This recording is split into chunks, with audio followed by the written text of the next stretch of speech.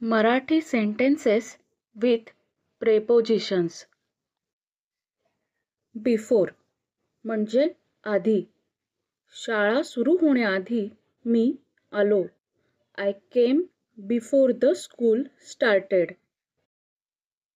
About म्हणजे बद्दल किंवा विषयी. ती चित्रपटाबद्दल बोलत आहे. She is talking about the movie. From पासून किंवा कडून. मला माझ्या मित्राकडून भेट मिळाली. I received a gift from my friend. For म्हणजे साठी. हे पुस्तक तुझ्यासाठी आहे. This book is for you. On म्हणजे वर. पुस्तक टेबलवर आहे. The book is on the table. Since पासून. तो 2010 पासून इथे राहतो आहे. He has been living here since 2010. Above च्या वर किंवा वरच्या बाजूस.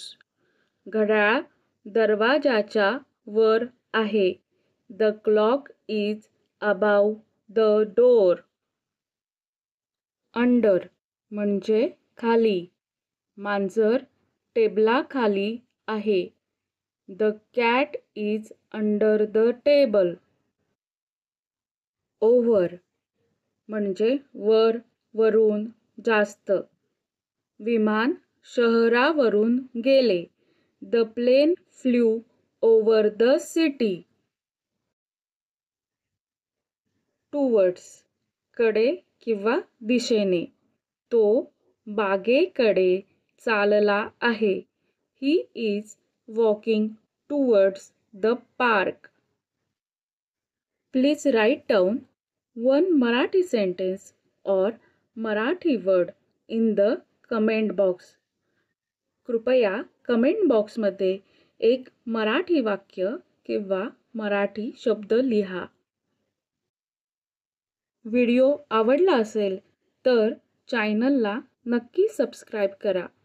व्हिडिओ लाईक करा, शेअर करा आणि बेल आयकॉनवर क्लिक करा म्हणजे पुढच्या व्हिडिओजचे नोटिफिकेशन्स येतील.